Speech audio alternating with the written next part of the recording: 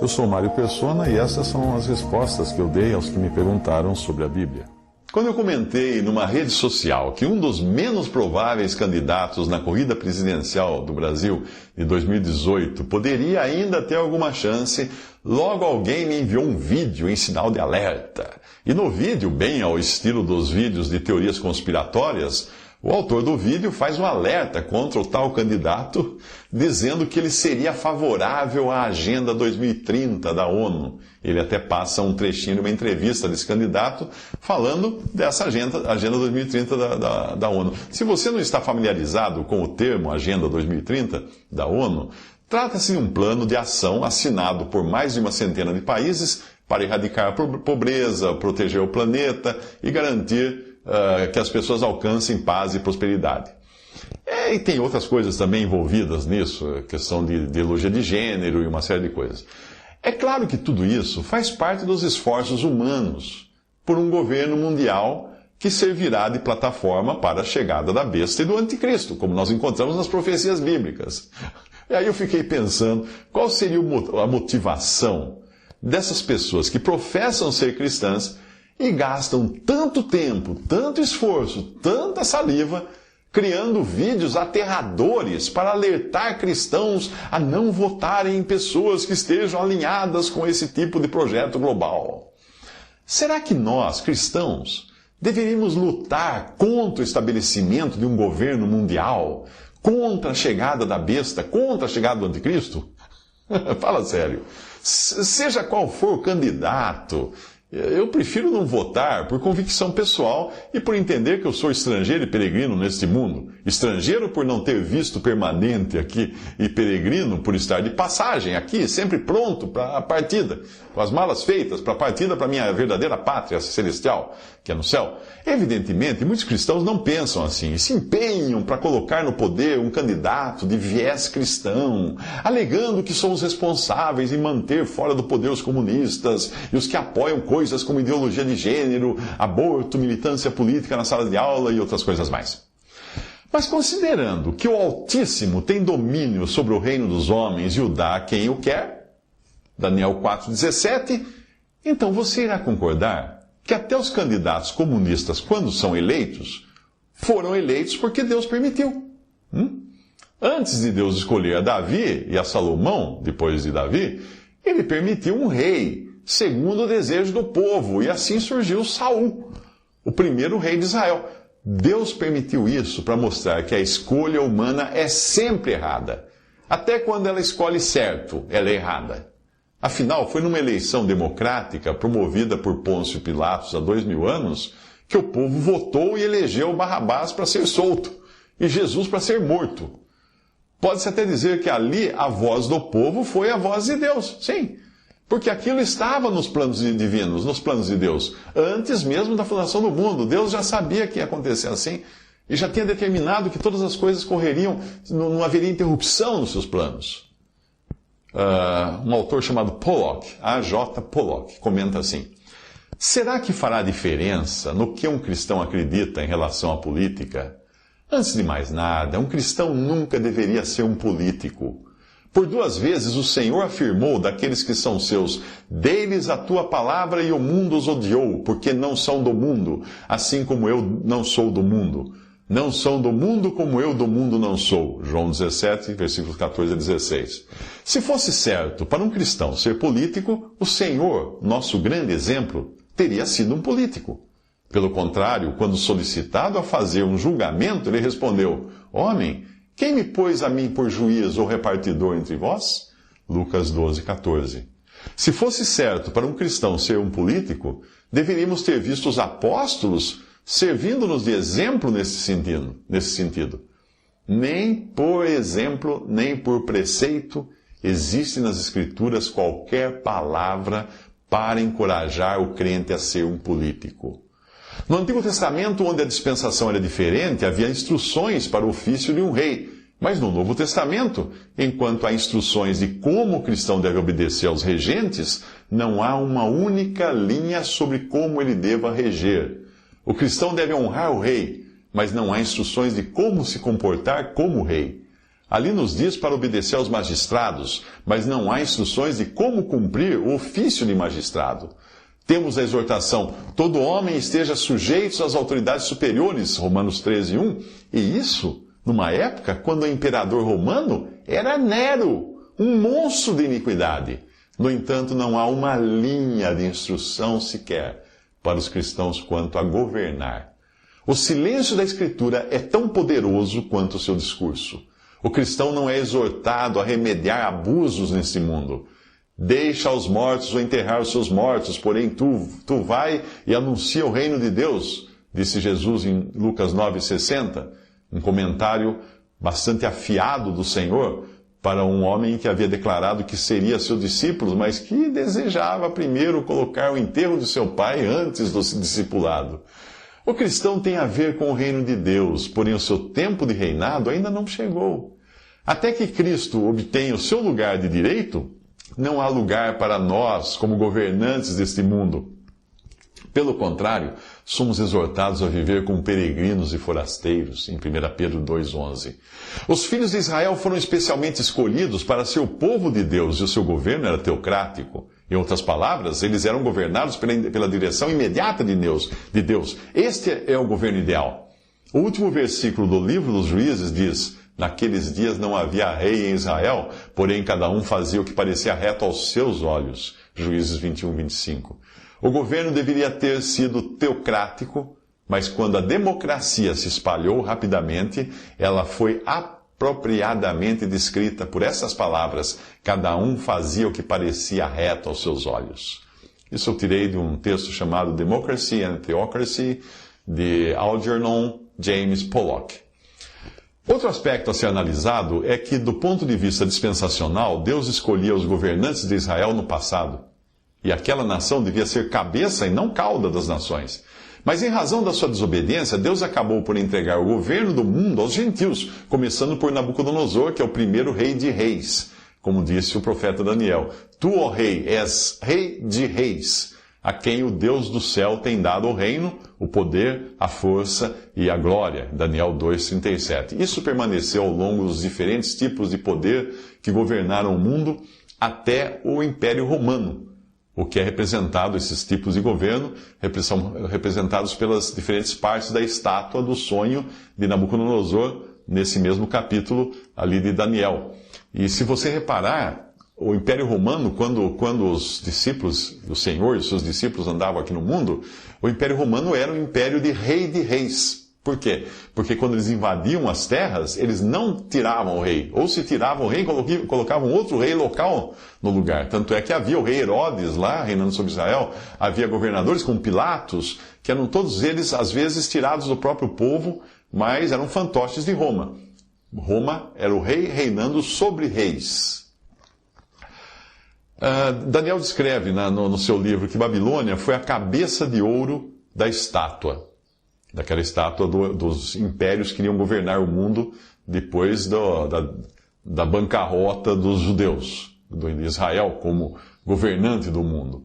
Então havia Babilônia como cabeça de ouro da estátua, o Império Medo-Persa, que era o tronco de prata, o ventre e as coxas de bronze representavam a Grécia Antiga, um outro grande império que permaneceu durante alguns séculos, as pernas de ferro, o Império Romano.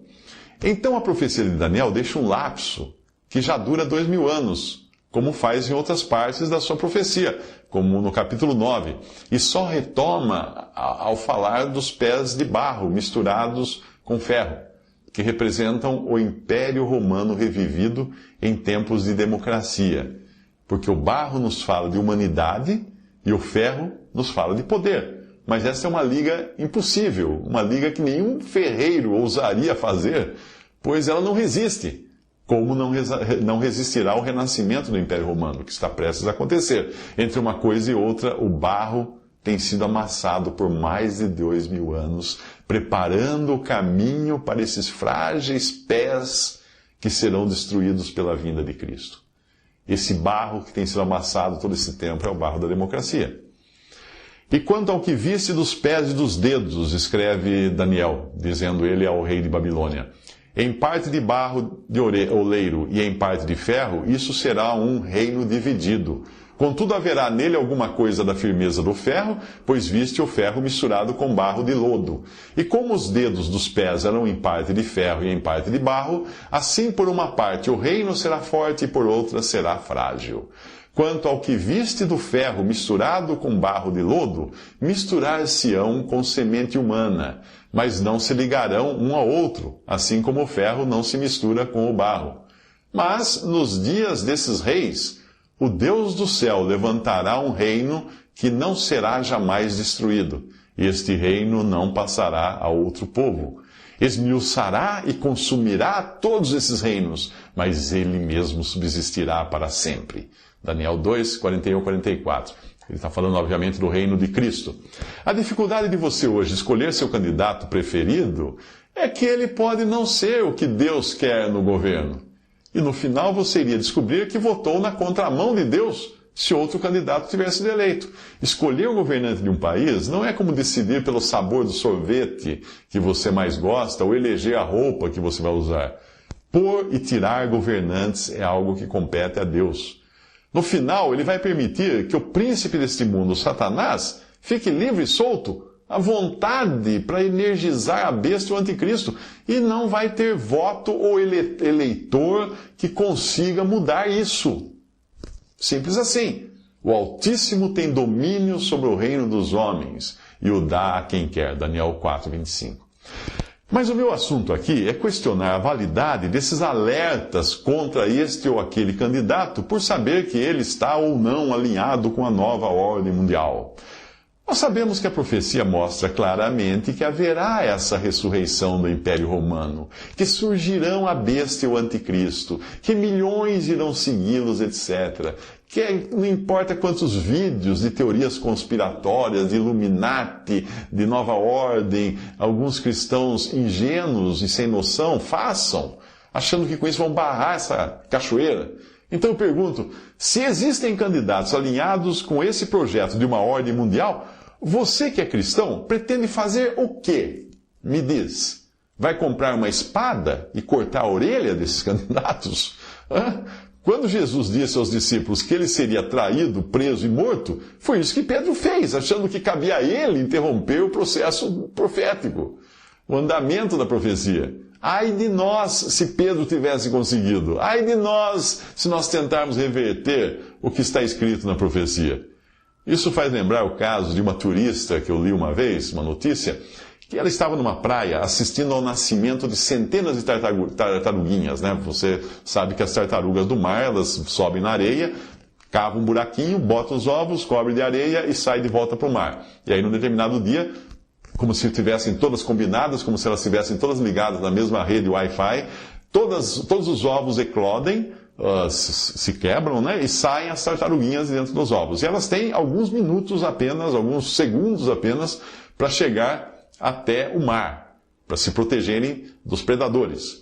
Aí aquela turista estava ali assistindo, as pessoas iam assistir esses ovos serem chocados e abrirem, e aí os bichinhos começaram a sair dos ovos, as tartaruguinhas saindo dos ovos sob a areia, e daí começaram aquela maratona, correndo, a maratona de sobrevivência em direção ao mar, buscando a proteção das águas antes que fossem comidas pelas gaivotas.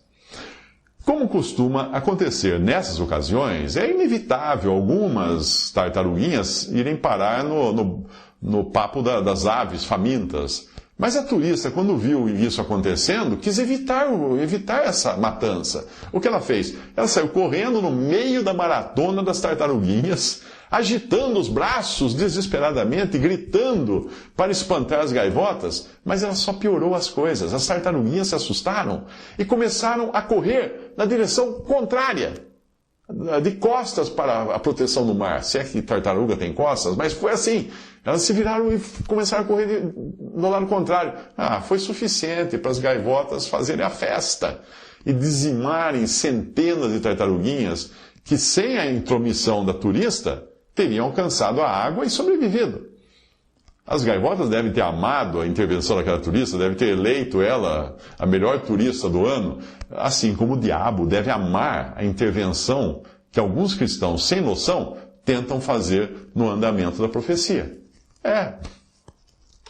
Fazer vídeos de alerta contra uma ordem mundial, contra um candidato, contra isso e aquilo que a Bíblia previu que irá acontecer e vai acontecer de qualquer maneira, é como ser cachorro que corre latindo para a roda do automóvel. Já viu isso? Todo mundo vê isso, né? O que os autores desses vídeos pretendem fazer quando o automóvel parar? Morder a roda? Se você já reparou a expressão de confusão e desapontamento do cachorro quando o carro para, você vai entender que lutar contra a profecia é perda de tempo. Ainda mais quando o objetivo é só aterrorizar os cristãos, sem qualquer intenção de levar os aterrorizados a Cristo. Não há intenção de evangelismo nisso. E por isso que eu digo e repito que o cristão não tem nada a ver com o andamento das coisas deste mundo, em especial com a política deste mundo e com quem é ou não eleito ou deixa de ser. No frigir dos ovos, o Altíssimo tem domínio sobre o reino dos homens e o dá a quem Ele quer. Daniel 4:25. Quer você saia por aí latindo e agitando os seus braços ou não, para impedir que este ou aquele candidato seja eleito, a profecia vai se cumprir de qualquer jeito. Sinto dizer isso para você, todo o seu esforço, não é? Então, ao invés de perder tempo fazendo vídeos anti-Illuminati, anti-Nova Ordem Mundial, anti-Agenda 2030, anti-aquele candidato, pregue o Evangelho, cara. Faça vídeo de evangelismo.